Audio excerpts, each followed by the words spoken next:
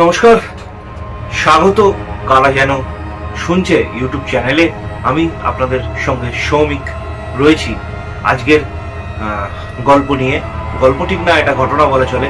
প্রথমেই বলিনি, এটা আমাদের দ্বিতীয় পার্ট বা দ্বিতীয় পর্ব, দ্বিতীয় গল্প এটা আমাদের ইউটিউব চ্যানেলে। আপনাদের প্রথম গল্পে আপনাদের যেটুকু ভালোবাসা পেয়েছি বা শ্রোতারা শুনেছেন, দর্শকরা দেখেছেন, এটার জন্য সকলকে ধন্যবাদ। তারপর আবারও আপনাদের কাছে একবার বলে নিচ্ছি, এটা আমাদের নতুন চ্যানেল। তো এই চ্যানেলটার গল্পগুলো যদি আপনাদের ভালো লাগে তাহলে পাশে থাকবেন, সাবস্ক্রাইব করবেন আমাদের এই চ্যানেলকে, বেল আইকনটি প্রেস করবেন এবং ভালো লাগলে শেয়ার করবেন। অবশ্যই আপনাদের মূল্যবান মতামত জানাবেন কমেন্টে। আর আপনাদের কারোর কাছেও যদি এরকম বাস্তব ঘটনাগুলো থাকে বা শুনেছেন, আপনাদের কারোর সঙ্গে ঘটেছেন, তাহলে আপনাদের এই ঘটনাগুলো আমাদের সঙ্গে শেয়ার করবেন। আমরা এটাকে সকলকে শোনাবো আমাদের এই চ্যানেলের মাধ্যম দিয়ে। আপনাদের এক্সপিরিয়েন্সকে আপনারা সরাসরি আমাদের চ্যানেলে আসতেও পারেন, নিজে মুখে আপনার নিজের গল্প বলতেও পারেন। আজকের গল্পটির নাম মৃত্যুর পর বন্ধুর টানে। এটা এক বন্ধু মারা যাওয়ার পর আরেক বন্ধুর রিয়ালাইজেশন, আরেক বন্ধুকে নিয়ে, মৃত বন্ধুকে নিয়ে। ঘটনাটি একদম আমার বাড়ির মধ্যে ঘটা বলা চলে। সে সময় আমি অনেকটাই ছোট। সময়টা 1996-97 এই সাল। তখন আমার একদম হালকা বয়স। আমার বাবার সঙ্গেই ঘটনাটি ঘটেছে। তো আমি আবারও বলে নিই, আমরা খালি গল্প শোনাতে এই চ্যানেলটি খালি গল্পের জন্য করিনি। কিছু বাস্তব ঘটনা, ঘটে যাওয়া ঘটনা, মানুষের অনুভূতি, এগুলো শেয়ার করার জন্যই এই চ্যানেলটি করা। আজকের গল্পটিও ঠিক তেমনটাই, মৃত্যুর পর বন্ধুর টানে। তো গল্পটা শুরু করা যাক। তৎকালীন দিনে আমাদের আদিবাড়ি শ্যামবাজারই জন্ম। জয়েন্ট ফ্যামিলির বাড়ি ছিল। বাবা পেশায় একজন চিত্র সাংবাদিক ছিলেন। পরবর্তীকালে আমাদের কিছু পৈতৃক ব্যবসায় যুক্ত ছিলেন। তো এখনকার আমাদের যেটা ঠিক বন্ধুত্ব বলি না, বন্ধু কথাটা অর্থ এখন আর আগের মধ্যে, মানে আমাদের আগের জেনারেশনের মধ্যে হেল অ্যান্ড হেভেন পার্থক্য রয়েছে। বন্ধুত্বের যে নিঃস্বার্থ টানটা, এটা মনে হয় আমাদের যুগে যেটা রয়েছে সেটা এর থেকে আগের জেনারেশনগুলোতে অনেক বেশি ছিল। বন্ধুত্বের একটা দায়, বন্ধুত্বের টান, নিঃস্বার্থ বন্ধুত্ব। এখন আমরা আজকের দিনে দেখি বন্ধুত্বরা স্বার্থ নিয়ে হয় খুব সাধারণত। তো যাই হোক, আগেকার সেই বন্ধুত্ব, সেই বন্ধুদের নিয়েই কথা। আমার বাবা স্বপন কুণ্ডু, আমার বাবার একটা গ্রুপ ছিল বা এখনো আছে। সেই গ্রুপেরই একজনকে নিয়ে আজকের এই এপিসোডটা। এই এপিসোডে আমি যার কথা বলবো তার ভালো নামটা আমার সঠিক খেয়াল নেই, লালি কাপুর। জানি না নাম বলা উচিত কি উচিত না, তবে আমি তবুও আপনাদেরকে বলছি।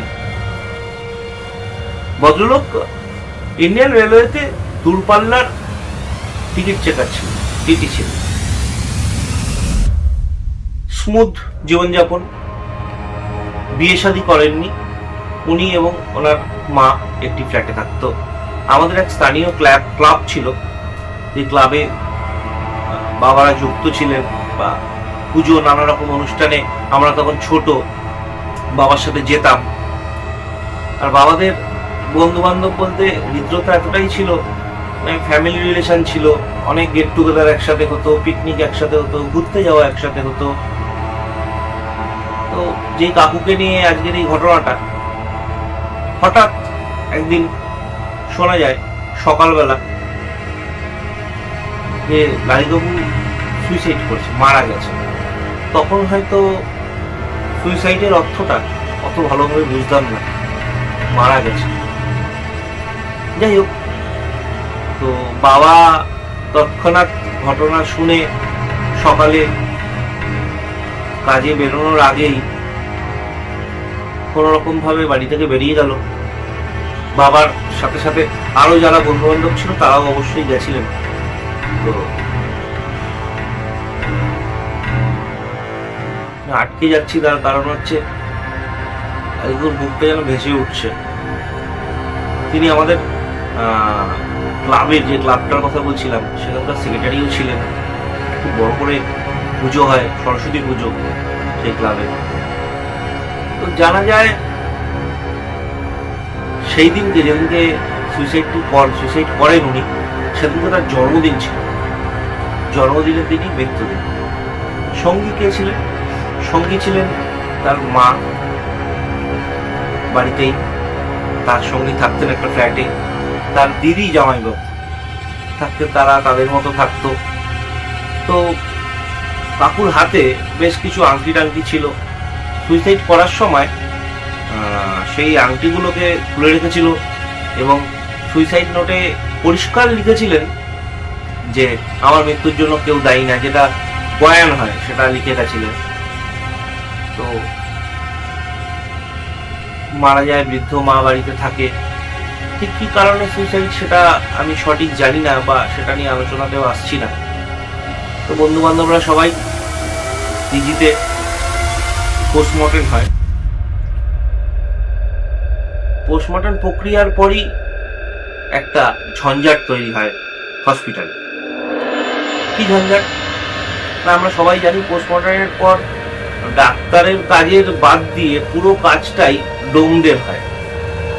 তো ডোমরা খুব সাধারণত ওরকম টাইপের কাজের সঙ্গে যুক্ত খুব স্বাভাবিক তারা থাকে না। মানে একেবারে সাধারণ আমাদের মতো ভাবে ওই কাজ করা যায় না। একটু অস্বাভাবিকই থাকে, কিছু নেশাবানের মধ্যে থাকে। ম্যাক্সিমাম জায়গাতেই এটা দেখা যায়। এটা আমি কাউকে উদ্দেশ্য করে বলছি না, ম্যাক্সিমাম জায়গাতে এটাই দেখা যায়। তো পোস্টমর্টেমটা হওয়ার পর বডি যখন, এগুলো সবটাই আমার বাবার কাছে শোনা, আমি আবারও বলছি এগুলো সবটাই আমার বাবার কাছে শোনা।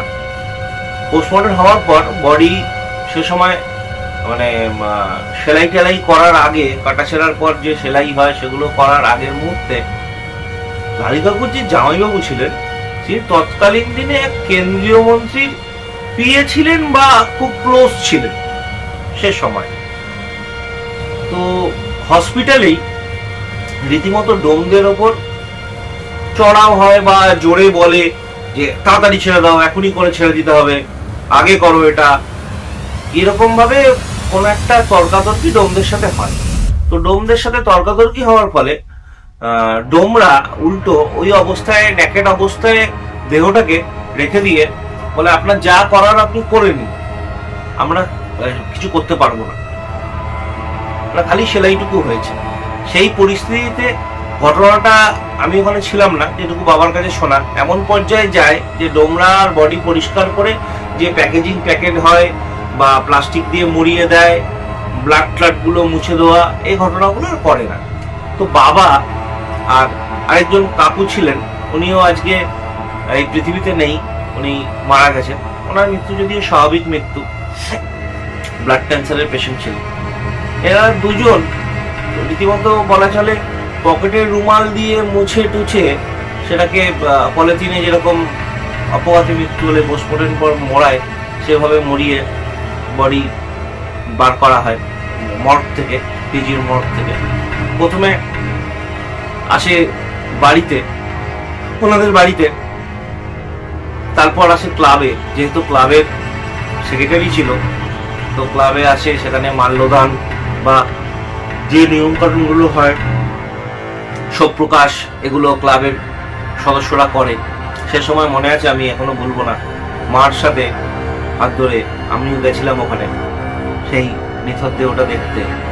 আমার এই আলোচনাটা করলেই, অনেকবার এই আলোচনাটা আউট অফ দ্য ক্যামেরা অনেকের সঙ্গে করেছি, যতবারই করি ততবারই যেন কালীকাকুর মুখটা মুখের সামনে ভেসে ওঠে। খুব জলি ভদ্রলোক ছিলেন, খুব ইয়ার্কি মারতেন, মানে যাকে বলে মানে পারফেক্ট একজন মানুষ যে যে কোনো একটা আসর জমিয়ে দিতে পারে। আমাদের পিকনিক থেকে আরম্ভ করে অনেক কিছুতেই দেখা গেছে, দেখেছি ছোটবেলা পুরো মাতিয়ে গান নাচ করে সবাইকে এন্টারটেন করে, এরকম টাইপের একজন ক্যারেক্টার ছিলেন। যাই হোক, ক্লাবে নিয়ে এসে সংবর্ধনা মালা টালা যা হয়, নিয়ম কানুন রিচুয়াল গুলো করা হয়। তারপর ওখান থেকে বাড়ি গিয়ে তারপর বার্নিং ঘাটের উদ্দেশ্যে, শ্মশানের উদ্দেশ্যে নিয়ে যাওয়া হয় এবং শেষ কাজ দাহ সম্পন্ন হয়। এই করে প্রায় ফিরতে ফিরতে বাবার রাত হয়ে গেছে।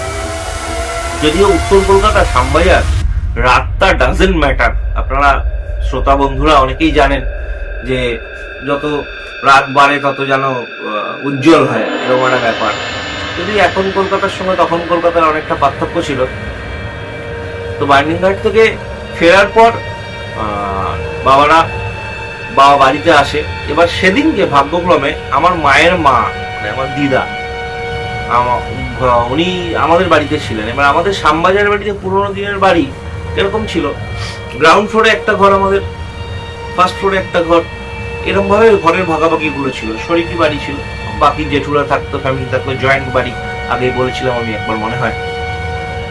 তো সেই জায়গাতে আগেকার দিনে হতো না, শাশুড়ি জামাই এক ঘরে কিছুতেই শুতে পারবে না, কখনোই শোয়া সম্ভব না। তো সেরকমই ব্যাপার। দিদা যেহেতু এসছে, দিদা, আমি, আমার মা, বোন খুব সম্ভবত তখন হয়নি, ওপরে দোতলার ঘরে শোয়া, আর বাবা নিচের ঘরে, গ্রাউন্ড ফ্লোরের ঘরটায়।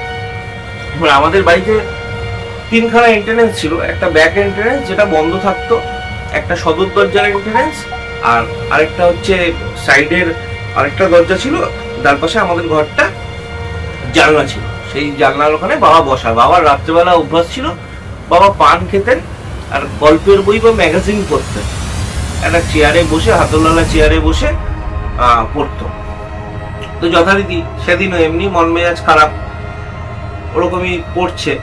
তখন আনুমানিক রাত 1-2 বাজে, আমার যতদূর মনে আছে, বা বাবার মুখে, মার মুখেও যতটা শোনা। আমার বাবা কিন্তু ভীতু তিতু না, আগেই বলি, মানে এইসব নিয়ে ভয় পাওয়া, এইসব ব্যাপার সেরকম বাবার মধ্যে কোনো কালেই দেখিনি।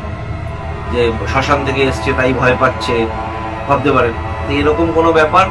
বহুবার বাবাকে শ্মশানে যেতে দেখেছি, মানে আত্মীয় স্বজন, চেনা জানা, পাড়ার কোনো খবর হলে বাবা যেতেন, এটা আগে।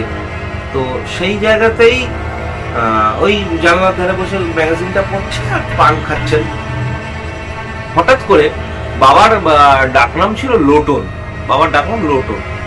বাবাকে হঠাৎ করে লোটন লোটন 2বার ডেকেছে। বাবা প্রথমে চারিদিক দেখেছে যে কি হলো, কে ডাকছে। তা আরেকবার আরো 2বার ডেকেছে। বাবা সাড়া দিয়েছে, কে রে? বলছে আমি লালি, দরজাটা খোল, কখন থেকে দাঁড়িয়ে আছি। তো বাবাও রীতিমতো দরজাটা খুলবে, হ্যাঁ দাঁড়া দাঁড়া, এসছিস, দাঁড়া, খুলছি। তো বাবার মাথা থেকে সে সময় কিছু সেকেন্ডের জন্য বেরিয়ে গেছিল যে আমি তার দাহ করে ফেললাম, কি করে লালি আসতে পারে। এরকম একটা সিচুয়েশনে মানে বাবা দরজাটা খুলতে গিয়েও আবার জানার ধারে এসে, কোথায় রে? তো দেখছে অ্যাজ ইট লালি কাকু দাঁড়িয়ে আছে। তুই এখন, তো ওখান থেকে উত্তর দিচ্ছে, কি রে খোল না দরজাটা, তুই এখন করছিস। এরকম টাইপের বন্ধু বান্ধবদের যেরকম কনভারসেশন হয়। আমি আবারও বলছি, পুরো ব্যাপারটাই আমি শেয়ার করছি বাবার কাছ থেকে যতটা শুনেছি। সেই জায়গাটাতেই মানে বাবার যখন স্ট্রাইক করলো মাথায়, লালি মানে বাবা বলছে, আমার এখনো ঘটনাটা বলতে গিয়ে গায়ে কাটা দিচ্ছে। আমি তো তার অনেক পরের সিনটা দেখেছি। মানে বাবার গলা থেকে গোগানি হয় না, মানে কিছু বলতে চাইছি কিন্তু সাউন্ড বেরোচ্ছে না কোনো রকম। বাবা যে ঘরটায় ছিল তার দরজাটা খুলে দোতলায় উঠেছে। দোতলায় উঠে আমাদের ঘরের দরজাটা, আমরা ঘুমোচ্ছি, দরজা ভেঙে ফেলার মতো ঠুকেছে। দরজা ঠুকে মা দরজাটা খুলেছে। বাবা ওখানে বসে ঝরঝর ঝরঝর করে ঘামছে, কিছু বলতে চাইছে কিন্তু কথা বেরোচ্ছে না। বাবা রীতিমতো সেন্সলেস হয়ে যায়। এই ঘটনা হয়তো কেউ বিশ্বাস করবেন, আপনারা কেউ করবেন না, কিন্তু এটা বাস্তব ঘটনা, আমি নিজে দেখেছি। তারপর বাবার শরীর খুব খারাপ হয়েছিল, তো বাবা এখনো বলে এটা আমাদের বন্ধুদের টান। সেই সময়টা অনেকে থাকাকালীনও যেভাবে মর্গের ভেতরে বাবার আরেকজন কাকু ছিলেন, তারা করেছিল কাজটা। আর তাছাড়াও একটা আলাদা হৃদ্রতা ছিল। এই ঘটনা এখনো কোনো আলোচনা হলে লালি কাকুর নাম বাবা করে। আজ এত বছর চলে গেছে। যাই হোক, ছোট গল্প, ছোট করে বললাম। পুরো বিষয়টি আমার মুখে আপনারা শুনলেন, আমিও শুনেছি আমার বাবার মুখে, বা লাস্টে বাবার অসুস্থতার জায়গাটা আমি দেখেছিলাম নিজের চোখে। কেমন লাগলো জানাবেন এই গল্পটি। ভালো লাগলে কমেন্টে জানাবেন, খারাপ লাগলেও কমেন্টে জানাবেন। যদি ভালো লাগে আমাদের এই চ্যানেলটাকে সাবস্ক্রাইব করবেন। আপনাদের সকলকে আবারও একবার আমি সৌমিক কারা যেন শুনছে ইউটিউব চ্যানেলের পক্ষ থেকে ধন্যবাদ জানাই। আজকের গল্পটা ছিল মৃত্যুর পর বন্ধুর টানে। ভালো থাকবেন সকলে, সুস্থ থাকবেন।